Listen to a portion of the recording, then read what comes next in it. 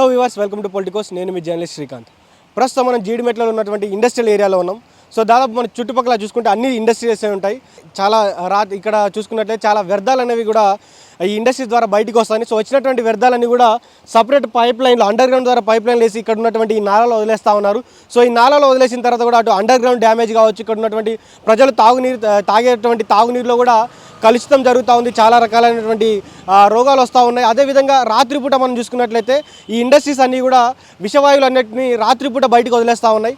So బయటకు వదిలేసిన తరుణంలో అటు కాలుష్య నియంత్రణ మండలి ఏదైతే ఉందో వారు కూడా పట్టించుకోవట్లేదు, అధికారులు పట్టించుకోవట్లేదు. ఈ విషవాయువులు కావచ్చు, ఈ విష వ్యర్థాలన్నీ కూడా ఈ కాలంలో వదిలేస్తున్నప్పటికీ ఇటు ఏసీబీ అధికారులు, అటు ఈ టాస్క్ ఫోర్స్ అధికారులు ఎవరు కూడా పట్టించుకొని పరిస్థితి కనబడతా ఉంది.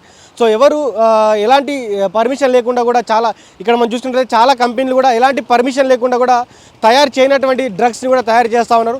సో అట్లాంటి కంపెనీస్ అన్నిటి మీద కూడా అధికారులు తక్షణమే యాక్షన్ తీసుకోవాలి.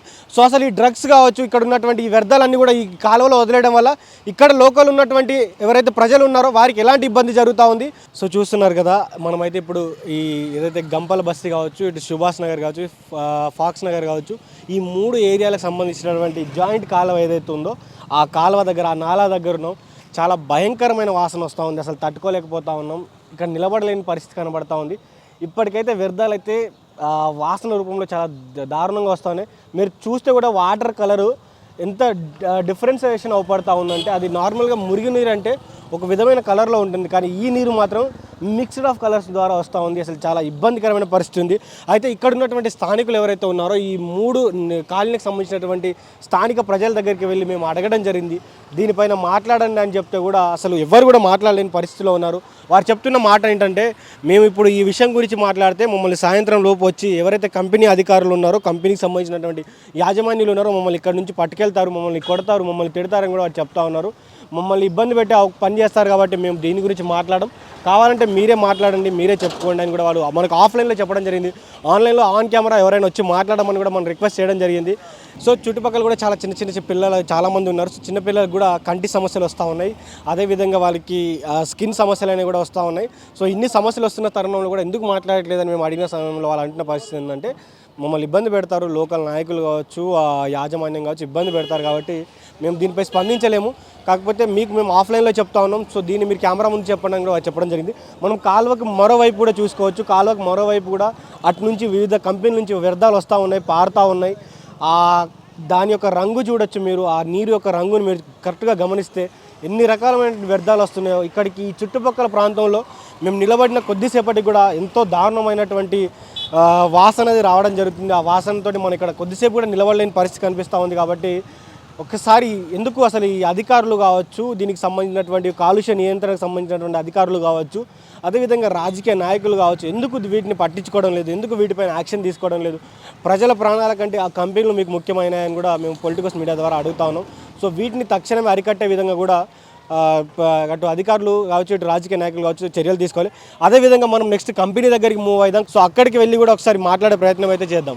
సో చూస్తున్నారు కదా, మనం అయితే ఇండస్ట్రియల్ ఏరియాకి అయితే రావడం జరిగింది. సో ఇండస్ట్రియల్ ఏరియాలో ఉన్నటువంటి ఏదైతే ఈ విష వ్యర్థాలు ఉన్నాయో, సో విష వ్యర్థాలు అన్నిటి కూడా ఇక్కడ మనం చూసుకున్నట్లయితే ఈ ఏవైతే పైప్ లైన్స్ ఉన్నాయో, ఈ పైప్ లైన్స్ ద్వారా బయటికి పంపించేద్దామనే ప్లాన్లో ఈ కన్స్ట్రక్షన్ అయితే మొదలు కావడం జరిగింది. దీనికి సంబంధించినటువంటి కన్స్ట్రక్షన్ పనులు అయితే ఎప్పటికో మొదలు పెట్టడం జరిగింది. సో మొదలుపెట్టిన తర్వాత గ్రహించినటువంటి గ్రామస్తులు కావచ్చు, గ్రామ నాయకులందరూ కావచ్చు, కొంతమంది ఎవరైతే దీనివల్ల మాకు ఇబ్బంది కలుగుతుంది రానున్నటువంటి రోజులు, ఇవన్నీ చెరువులో కలిపితే, ఈ వ్యర్థాలన్నీ చెరువులో కలిపితే మా కుటుంబాలు ఆగమైతాయని గమనించిన వాళ్ళందరూ కూడా దీన్ని ఆపాలని కూడా చాలా పోరాటాలు చేసి ఇక్కడ ధర్నాలు చేసిన తరుణంలో ఇది ఆపేయడం జరిగింది. సో ఇలాంటి చర్యలు తీసుకోవడానికి ఏవైతే ఈ కంపెనీస్ పాల్పడుతూ ఉన్నాయో, రానున్నటువంటి రోజుల్లో ఈ వ్యర్థాన్ని ఎక్కడ వేయాలి, ఏ విధంగా చేయాలి, ఇప్పుడైతే ఆ నాలాలో వదిలేస్తున్నారు, రేపటి రోజున చెరువులో వదిలేయాలని ప్లాన్ చేస్తున్నారు. సో ఇవన్నీ చేస్తున్న తరుణంలో ఇక్కడ ఉన్నటువంటి నాయకులు కావచ్చు, అధికారులు కావచ్చు నిద్రపోతున్నారు అనేది కూడా తెలియని పరిస్థితి కనబడుతూ ఉంది. సో వాళ్ళందరూ కూడా లేచి ఇక్కడ అసలు ఏం జరుగుతూ ఉంది, ఈ కంపెనీల ద్వారా ఇక్కడ ఉన్నటువంటి ప్రజలకు ఎలాంటి ఇబ్బంది కలుగుతూ ఉంది, ఈ విష రసాయనాలు ఇక్కడ నాలాలో వదలడం ద్వారా ఇలాంటి వాసన వస్తూ ఉంది.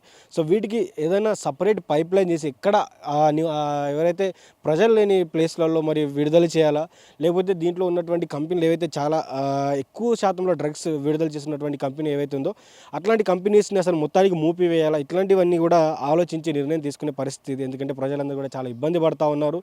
మేము మాత్రం ఇక్కడ ఒక 10 నిమిషాలు కూడా నిలబడలేని పరిస్థితి కనబడుతుంది. చాలా దారుణమైన పరిస్థితులు ఇక్కడ వాసన వస్తూ ఉంది. ఇక్కడ ఉన్నటువంటి సామాన్య ప్రజలు ఏ విధంగా బతుకుతున్నారు అనేది తెలియని పరిస్థితి కనబడుతూ ఉంది. సో మనం చూసుకున్నట్లయితే వెనక కూడా మనం చూసుకోవచ్చు. ఇక్కడ డంపింగ్ యార్డ్ లాగా, ఇక్కడ మనం ఇంతకుముందు మాట్లాడుకున్నట్టు డంపింగ్ యార్డ్లు కావచ్చు, ఆ చెత్త కావచ్చు, ఇష్టానుసారంగా ఆ వ్యర్థాలన్నీ కూడా ఎక్కడికక్కడ కూడా ఒక కరెక్ట్ ప్లేస్ అనేది లేదు, వాటిని డంప్ చేయడం అనేది కరెక్ట్గా లేదు, ఎక్కడ పడితే అక్కడ వేస్తూ ఉన్నారు. కాబట్టి సో ఈ కంపెనీ చేసినటువంటి కాలుష్యాన్ని నిర్మించే తరుణంలో ఎవరైతే అధికారులు ఉన్నారో, కాలుష్య నివారణకు సంబంధించినటువంటి అధికారులు ఎవరైతే ఉన్నారో వారందరూ కూడా దీనిపైన చర్యలు తీసుకొని ఇక్కడ ఏవైతే కాలుష్యం జరుగుతూ ఉందో, వ్యర్థాలు బయటికి వస్తుందో దానికి సంబంధించినటువంటి పూర్తి విచారణ చేసి వీటిపైన ఒక నిర్ణయానికి వచ్చి వీటిని మరి మూపివేయాలా, లేకపోతే దానికి సంబంధించిన సపరేట్ పైప్ లైన్ వేసి ఎక్కడైనా దూర ప్రాంతాల్లో తరలించి అక్కడ దాన్ని డంప్ చేసే విధంగా కూడా ఆలోచించాలని కూడా పొలిటికోస్ మీడియా ద్వారా కోరుతా ఉన్నాం. సో ఇది ఇప్పటివరకు update. Stay tune to Politicos media. This is Srikanth with video journalist Lokesh Goud from Jeedimetla, Hyderabad.